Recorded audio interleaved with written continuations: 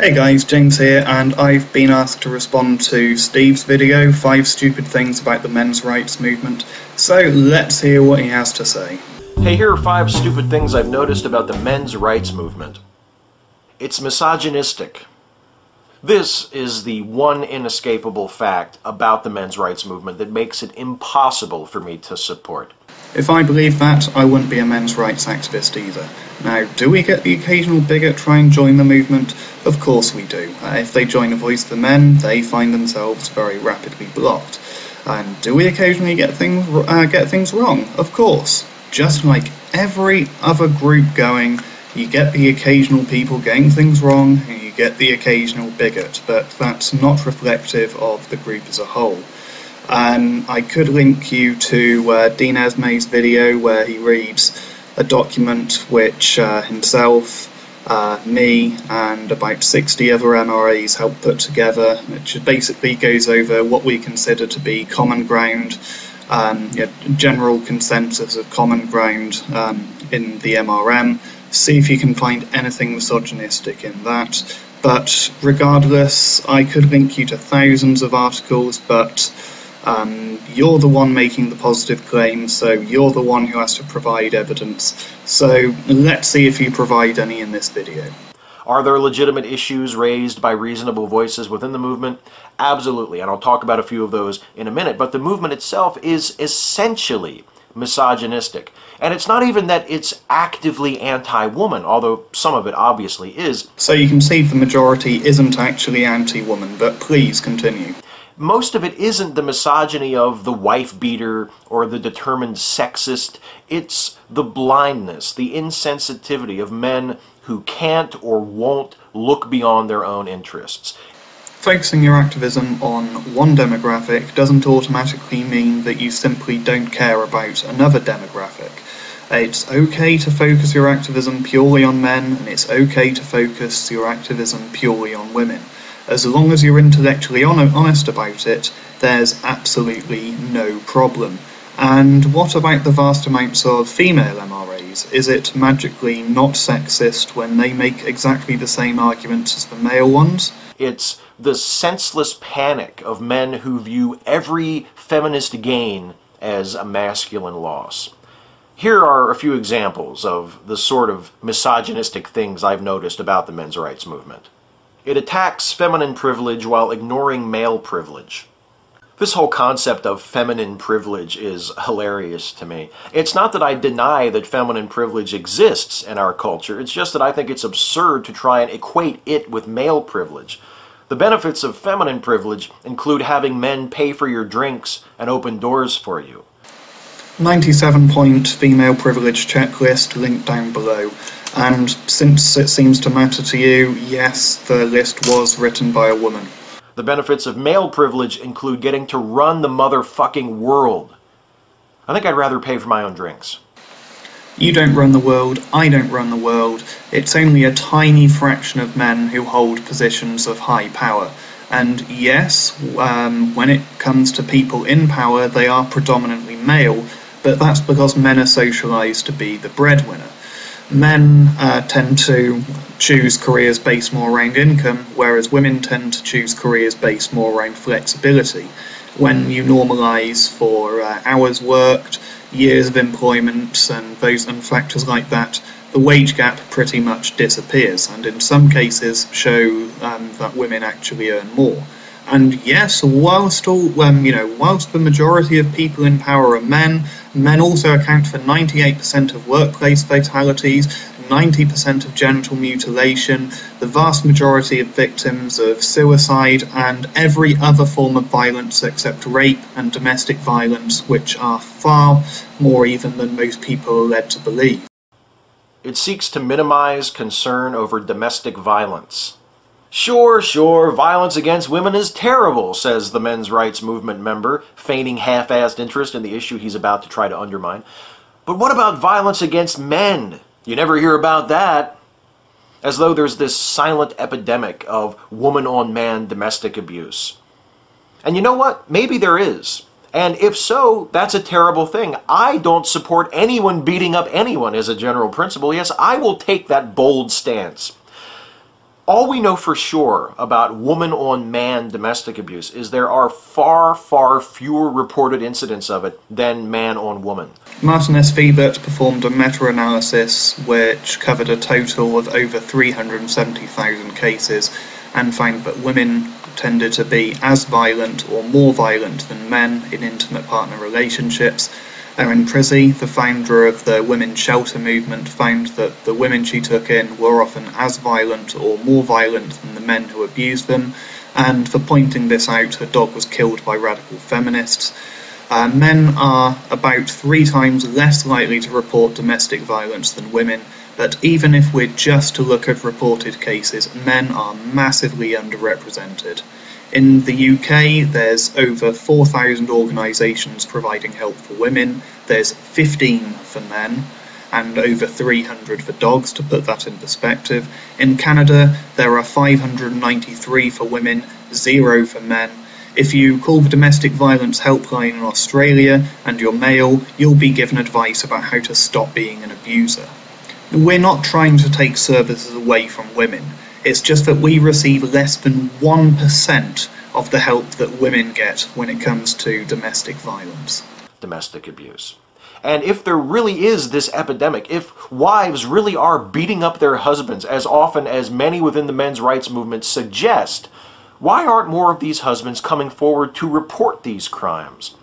Could it possibly be because of the same misogynistic macho bullshit that created the men's rights movement in the first place? That these husbands don't want to come forward and report their wives because they feel like getting beaten up by a woman makes them less of a man? Because they're not supposed to beat us up. It's supposed to be the other way around, right? I'd like you to find one prominent MRA who thinks it's okay to hit women. We are even more opposed to traditionalism than feminists are. Traditionalist attitudes are certainly a factor, but radical feminism certainly plays a part as well. They completely dominate the shelter industry, and even when men's shelters are set up, the government refuses to fund them for the most part. And radical feminists have pushed for legislation which protects women at the expense of men. Maybe it's because there are less than 1% of the total shelters for men, and often police tend to automatically arrest the man, even when he's the one who's injured. Here's what I do know for sure. CASA runs a shelter for battered women in Hagerstown, near where I live. There's a waiting list. And if you find a domestic violence shelter for men within 200 miles of where you live, let me know how big the waiting list is for there. Here are 2 more stupid things about the men's rights movement. It discredits efforts to address serious issues. My problem with the men's rights movement is with the movement as a whole. I don't automatically reject every issue that might be raised from within it. For example, there are some in the MRM who have pointed out that it's unfair that men in the United States have to register with selective service when they turn 18, while women don't have to. I agree. Others have suggested that family courts might be unfairly biased in favor of mothers and against fathers when it comes time to deciding things like child custody. I think that's a serious issue. And again, I think we as a society should be just as intolerant of domestic abuse that victimizes men as we have become, relatively recently, I would like to point out, of domestic violence that victimizes women. And yet, not even 30 seconds ago, you were talking about how even bringing up domestic violence against men minimizes domestic violence against women. It's just that it would be a lot easier to stir people to positive action on these issues if they weren't being raised by a movement that is essentially a petulant, sexist reaction to feminism. You haven't demonstrated any sexism yet, and feminism deserves a reaction. Yes, moderate feminists exist. They may even be the majority, but even those are quite often influenced by insane ideas like the glass ceiling and the idea that men are an extreme minority of victims. When it comes to those who teach in universities, though, and those who influence public and private policy, They are nearly all radical or condone the radicals' behaviour with their silence. They pumped out flawed studies, attempt to undermine innocent until proven guilty, lobby against sex work, advocate for discriminatory quotas, and blame all of the world's problems on male dominance or the patriarchy. This doesn't just hurt men. They treat women like pathetic little children who need protection, and this takes away their agency and their respect. And their refusal to accept men as victims serves only to continue the cycle of abuse, since most abusers were abused themselves. It's unnecessary. If they care about equality, why do they call themselves feminists?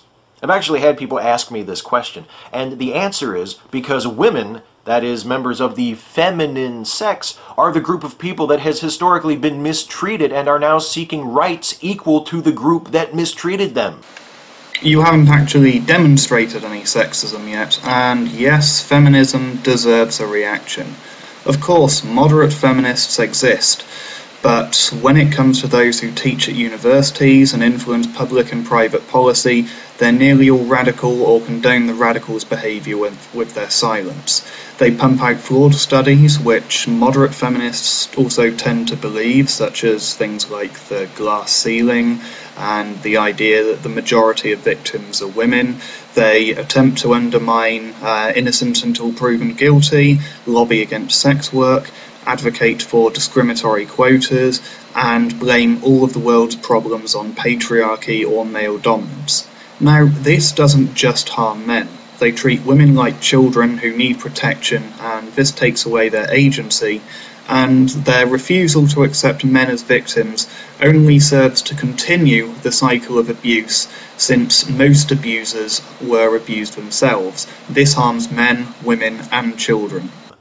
Feminism is still necessary because women are still treated unequally in our culture relative to men.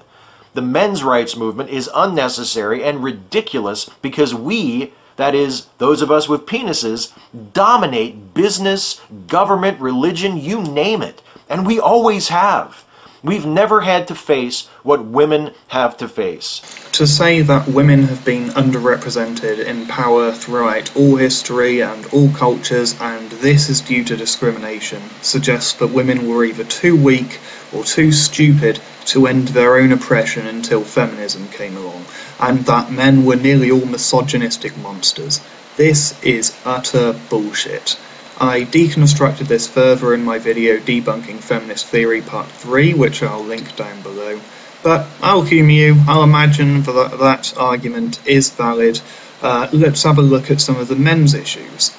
Men get longer sentences for the same crimes, male rape victims aren't given the support they deserve, virtually zero accountability for those who falsely accuse men of rape, men are looked on as potentially dangerous rapists or paedophiles, courts treat us far worse in cases of child custody and domestic violence, men don't have the right to opt out of financial responsibility for a child they didn't want, even if they were underage and raped by a woman in some places.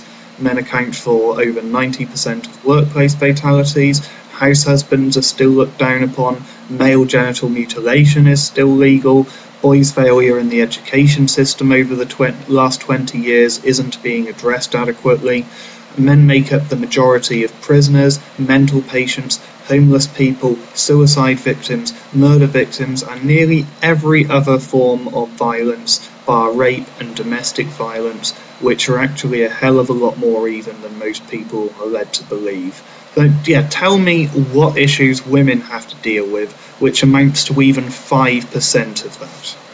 Being paid less, offered fewer opportunities, punished for our personal ambition and assertiveness, being treated as less capable just because of what sex we are. We're not living in the 1920s anymore, Steve, and for where it really is an issue, feminism really isn't helping in the present day.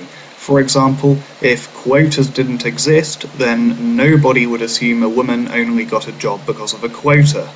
The men's movement wants women to be treated like adults, but that also includes equal responsibility that feminists so often fight against. And barring some unforeseen and overwhelming victory by radical feminism, We never will. The men's rights movement isn't about gender equality, it's about tipping the inequality even more in the favor of men. You've got that backwards. Okay, so feminism is a multi-billion-dollar industry. And let's for a second imagine that men currently do have it better than women. What do you think is going to happen when feminists do get equality? Do you think they're just going to stop? Or do you think they're going to push out biased studies showing women as victims and men as perpetrators to keep the cash flowing? We passed that point decades ago, and it's only been very recently that feminism has had a semi-organised opposition.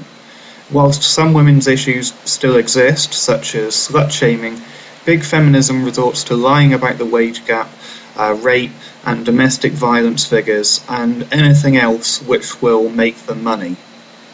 And yes, again, moderate feminists exist, and I have no problem with them for the most part, but most of them are blissfully unaware of what's going on at the top. Then you have people like Christina Hoff Sommers, who calls herself a feminist but is just as hostile towards academic feminism as the MRM. I guess she's just got a lot more faith than us that feminism can be won back from the bigots.